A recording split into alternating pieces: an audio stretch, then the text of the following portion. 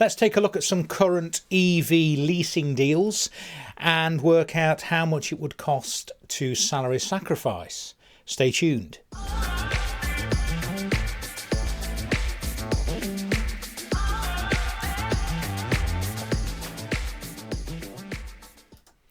Welcome back to the channel, folks. JD here again with a new series. What I thought I'd do over the next few weeks is perhaps once or twice a week I'm going to totally off the cuff pick a lease example. Let's see what is a current good deal.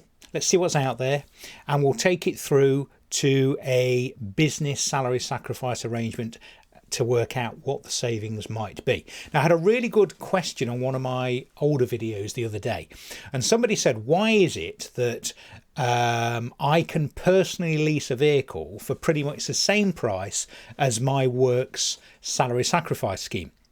And that's a really good question. And the answer to that, in my experience, is that there are some very good salary sacrifice schemes out there, but obviously you pay for it. You know, you pay for somebody to work out P11D values, you know, to tell your payroll how much to take out of somebody's salary pre-tax and national insurance.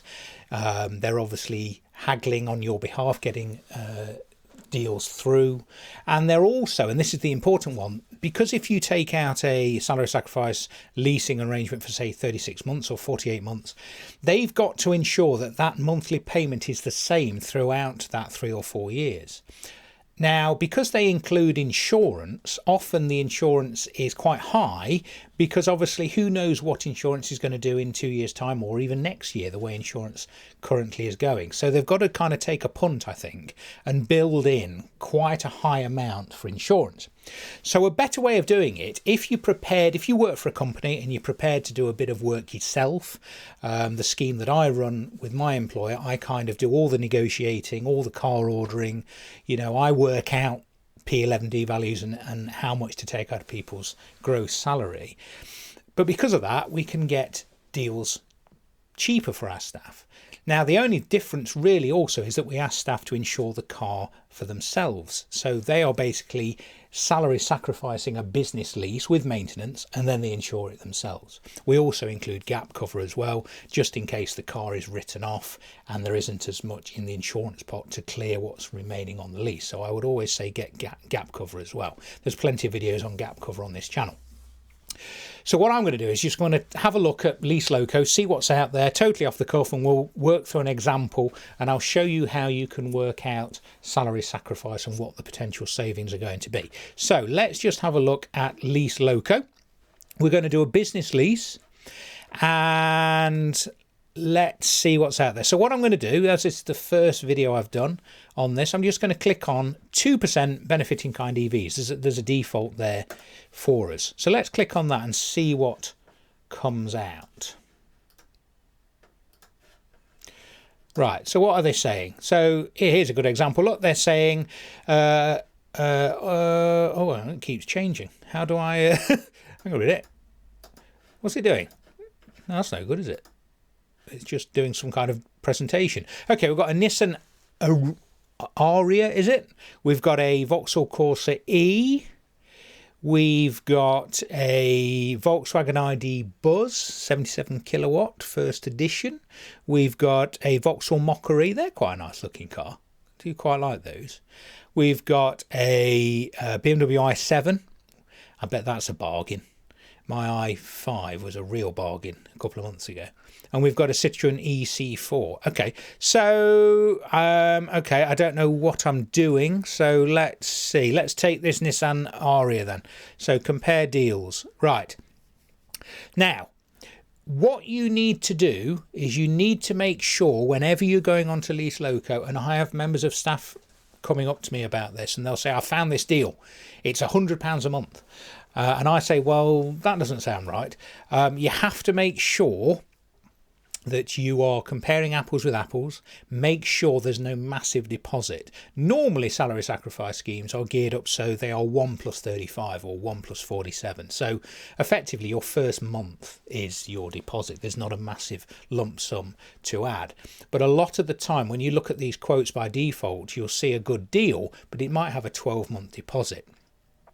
However, having said that, this example that's come up, and I don't know how I can edit this. So what I'm going to do is I'm going to come out of this and I'm just going to search for the car. What was it? Ariya. Yes, okay. So let's configure it manually. Now, good thing about leaseloco.com is they score cars, and they're saying, look, this has got a score of 99, which is basically saying this is a really, really hot deal at the moment. So what we'll do perhaps each week in this series, we'll pick a car that's, say, got a really good score for that particular week. So this has got a score of 99. It's an Ariya 178 kilowatt advanced 87 kilowatt hour, so it's a decent, really decent sized battery. It's got 22 kilowatt charging capabilities if you've got 3-phase at home. It's got a Sky Pack, whatever that is, and this is coming out based on, this is good luck, 2 years with 1 month up front, 10,000 miles a year. It's coming out at $359.79 a month. Let's just have a look at this. So we're just going to open this and we can edit the deal. So sometimes, in fact, more often than not, the longer the term you go, the cheaper it's going to be. However, with my BMW i5, for example, which I got at the end of March, it was the cheapest to get it on a 2-year rather than a 3 or a 4. In this case, look, we've got a 2-year lease at $359, 3 years only marginally different at $354, and 4 years at $350. So there's not much in it. £4 difference really if you go from 2 years to 3 years and then 3 years to 4 years. So it depends. Obviously with a lease they're more difficult to get out of. You normally have to pay something like 50% of the remaining rentals if you want to get out early. So it might be that, like I did with the i5, you change your cars quite often. We might go for a 2-year lease. So let's go 2 years on this. Let's just double check to make sure. Yes, it's definitely only 1 month up front. Look at the difference. If I go to 12 months up front, it drops the monthly payment to $312, but you've got to put £3,753 in with your first payment plus VAT. So let's make sure we're on 1 month only deposit, $359.79. Now this will be unmaintained, non-maintained. Now it's very difficult sometimes, in fact most of the time, on Lease Loco to get a price with maintenance. So if you want to get maintenance, what I often will do is I'll go to compare deals here. We'll look at who is offering the best deal. Oh, application error. That's interesting. Never seen that before. Let's try that again. Oh, doesn't like that, does it? But normally, when their website works properly, you would go to compare deals, you could see who's offering the best deal, and then go to their website, and often you can get a price for maintenance on the actual website of the supplying lease company. So we'll ignore maintenance for now. So anyway, we want to lease a Nissan Ariya 87 kilowatt hour battery on a business lease, no deposit, 10,000 miles per year. Currently, really good deal. It's got a Lease Loco score of 99 and it's $359.79 per month. Now, what does that mean? If you're a business out there and you wanted to start offering a salary sacrifice scheme for yourself, so you're not going to a dedicated salary sacrifice company, we're going to do it ourselves. How much do we take off our employees' monthly pay to cover that? Now, this is where the spreadsheet comes in. So if you're new to the channel, I have got a few tools that you can buy. I've got a dedicated online store now. So if you email me, you'll get links to those stores, and you'll also see a link to the store in the description of these videos. I've got a EV salary sacrifice spreadsheet, which I'm going to be using in a minute, which lets you run all your figures. We've also got a spreadsheet for working PCP and HP calculations out, voluntary termination points, early settlement figures, that kind of thing. And there's also a dedicated app now you can get where I've combined both of them into one. So if you want any of those, check out the link in the video, or do send an email and you get my auto email response back with the links on. So what we're going to do is we're going to use this spreadsheet. Okay, so let me just make sure you can see all of this. Let's just make this a little bit smaller. Okay, that'll do for now, I think. Let me just do one other thing. I just need to do that. There we go. Okay, just want to make sure you can see everything. Right, so this is the tool that you can use for working out how much it will cost a member of staff to lease a vehicle through salary sacrifice. So we're going to keep it dead simple. We're not going to talk about pensions. You know, we're going to keep it really simple. So let's assume the employee's got a standard tax code. Now, the standard tax code is 1257L, which basically means you can earn £12,570 per year before paying a penny in income tax or national insurance. And that's unfortunately frozen currently until 2028. So we're going to assume the person's got a standard tax code. So we'll put 1257 in there. Ignore anything else. We're not interested in student loans and that kind of thing. So let's say that employee has got a gross salary of £30,000 per year. They don't get a car allowance. This will allow you to put car allowances in. So let's say you provide your member of staff with a taxable car allowance, which is basically an addition to their salary, often not subject to pension contributions. But we'll leave that off for now. We'll leave everything else off. So we've got a taxable salary of £30,000 per year. So if we scroll down here, look, with tax and national insurance, they would come out with about £2,093 per month. Okay, so we'll go over here and we'll do some number crunching based on this example here, which was the Nissan Ariya, £359.79 per month. Now, we don't salary sacrifice £359.79. The reason for that is this is excluding VAT. Now, if you are running a pool car, so the member of staff only uses it for business and they only take it and bring it back to the business, you can get 100% of the VAT back. If it's got an element or any element of personal use in it, so obviously in a salary sacrifice scheme there will always be personal use, you only get 50% of the VAT back. However, you get 50% VAT back on the rental element, you get 100% VAT back on the maintenance element. So let's just do a little bit of number crunching. So let's say we've got £359.79. So the amount that we would salary sacrifice, assuming we're going to pass on the 50% VAT rebate on the rental element, you're not forced to, but let's say we are, we're going to do 359, effectively 359 times 10%, because VAT's 20%, we can get the other 10 back. So that would mean we would be actually salary sacrificing £395.77. However, let's say this had a maintenance package which normally covers all your servicing, maintenance, tyres, everything. Let's say it's £30 a month plus VAT. You only have to add on £30 because all of the VAT on the maintenance element is reclaimable. So in that case, let's say it was £30 plus VAT for maintenance. We would just do the 10% VAT on the rental and then add on the excluding VAT maintenance amount. However, in this example, we haven't got maintenance. So that is the amount that we would salary sacrifice based on this current car on Lease Loco. Okay, so we're going to go over to the spreadsheet. So salary is 30,000 a year. We are going to sacrifice, now this is per year, so we need to take our 395.77, multiply that by 12. So that's the amount. You can see that actually, but it's 4749.23. So 395.77 per month. So the new gross salary for tax and NI purposes is now 25,250. So we've saved the tax and the NI on nearly £5,000 per year.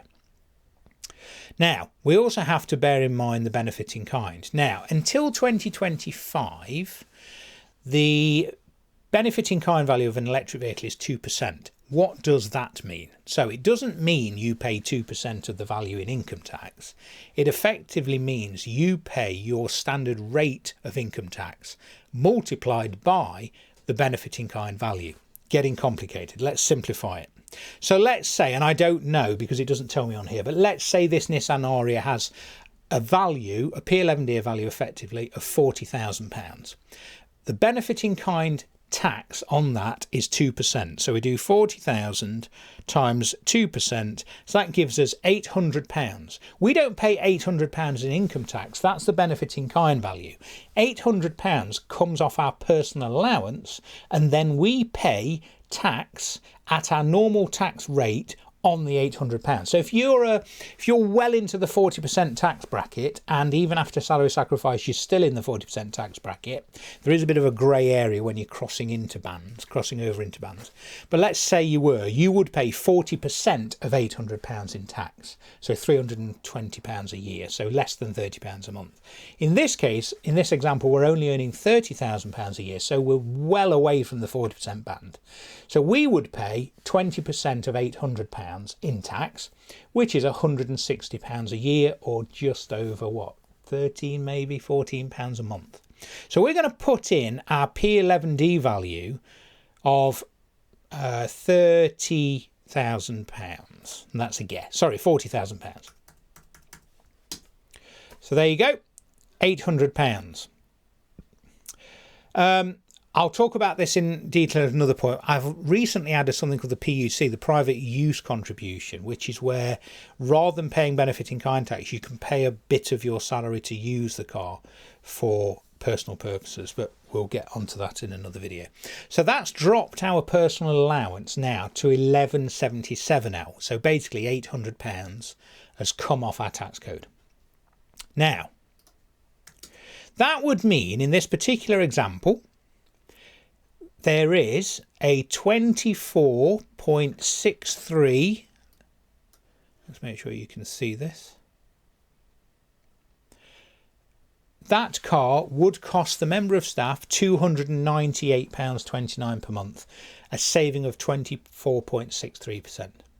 And that's taking into account the tax they will pay as well. If we didn't have any company car tax up until 2021, was it, or 2022, it was 0%, so there was no company car tax. So if we put that back to zero, look, it's a 28% saving.